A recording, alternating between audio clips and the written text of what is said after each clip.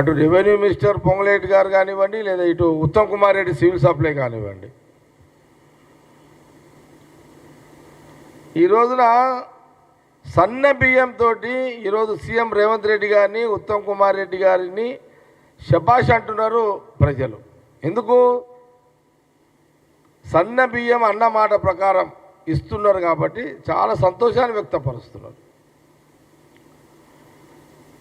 ఈరోజు సీఎం రేవంత్ రెడ్డి గారిని, ఉత్తమ్ రెడ్డి గారిని శబాష్ అంటున్నారు తెలంగాణ ప్రజలు. ఇది నిజమే, మాది మేమేం గొప్పలు చెప్పుకుంటలేము, వాస్తవాలు కొంత మీడియా ద్వారా మళ్ళొకసారి నేను రిపీట్ చేస్తున్నా.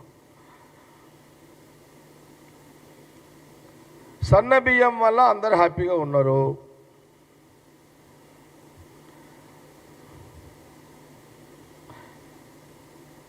$500 ఎక్స్ట్రా ఏదైతే రైతుకి ఇస్తున్నామో, అంటే 5 ఎకరాల రైతుకి బోనస్ ఒక 75,000 వస్తున్నాయి అంటే అది హ్యాపీ కదా వాళ్ళకి. అది ఓకే. నువ్వేది రైతు ఎకరానికి 5,000 అంటున్నావు కదా, 5 ఎకరాలకు 5 ఎకరానికి 5,000 చొప్పున అన్నా కూడా అది 25,000. కానీ మేము ఇచ్చే 500 రూపాయలతోటి 50,000 ఎక్స్ట్రా వస్తుంది. ఇది గొప్పతనమా, అది గొప్పతనమా? ఇప్పుడు అంటే సంచి మీద 50,000 ఎక్స్ట్రా ఇవ్వడం వల్ల 5 ఎకరాలకు 75,000, 1 ఎకరానికి 15,000, 2 ఎకరాలకు 30,000. ఇది రైతులు కూడా గమనించాలి అని మీడియా ద్వారా కోరుతున్నాను. ఇంకో మాట అన్నాడు,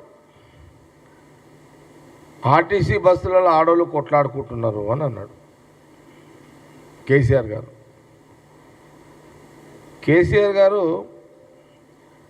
ఈరోజు కొట్లాడుకుంటున్నారు అని అంటే ఉచితంగా మహిళలు బస్సు ప్రయాణం చేస్తున్నట్టే కదా. ఈరోజు ఆడోళ్ళు కొట్లాడుకుంటున్నారు, సీట్లు దొరకక కొట్లాడుతున్నారు. అలా సీట్లు దొరకక ఆడవాళ్ళు మాట అనుకుంటున్నారు వచ్చు. కానీ ఆ ఫ్రీ బస్సు ఆడవాళ్లకు, మహిళలకు ఉచితంగా ప్రయాణం చేయడము ఆ రోజు రాహుల్ గాంధీ గారు చెప్పింది, ఈరోజు రేవంత్ రెడ్డి గారు చేయడము, మన ఆర్టీసీ మినిస్టరు పొన్నం ప్రభాకర్ గారు కొట్లాడుకున్నోళ్ళు అంటే సీటు దొరకక కొట్లాడుకునేటోళ్ళు అంటూ ఒక మాట అనొచ్చు మమ్మల్ని. కానీ సీట్ల మీద కూర్చుని పోయేటోళ్ళు అయితే శబాష్ రేవంత్ రెడ్డి, శబాష్ పొన్నం ప్రభాకర్ అయితే అంటున్నారు కదా. ఇప్పుడు ఒక సీట్లో ఇప్పుడు చూడండి, ఆర్టీసీ బస్సుల్లో అసలు ఆర్టీసీ మర్చిపోయే కాలం వచ్చింది కేసీఆర్ పుణ్యమని. ఆర్టీసీ డిపార్ట్మెంటు ఆర్టీసీ బస్సులనే మర్చిపోయారు. అలాంటిది మహిళలకు ఉచిత ప్రయాణం తర్వాత ఆర్టీసీ బస్సుకు చాలా డిమాండ్ వచ్చింది.